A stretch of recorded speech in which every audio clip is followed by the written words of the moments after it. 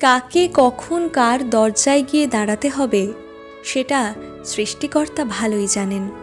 তাই কখনো কারো পরিস্থিতির সুযোগ নিয়ে তার সাথে খারাপ ব্যবহার করবেন না। যখন বন্যা আসে তখন মাছেরা পিঁপড়েদের খায়, আর যখন জল শুকিয়ে যায় তখন পিঁপড়েরা মাছেদের খায়। চিরদিন কখনোই কারো একরকম যায় না।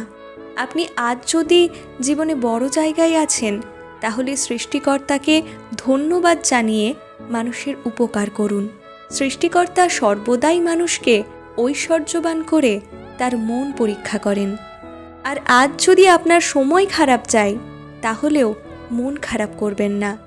জীবনে কোনো কিছুর দক্ষতা আসে অভিজ্ঞতা থেকে, আর অভিজ্ঞতা আসে ব্যর্থতা থেকে। তাই আজ যদি আপনি ব্যর্থ হন, তাহলে সেটাকেই জীবনের শেষ মনে করবেন না।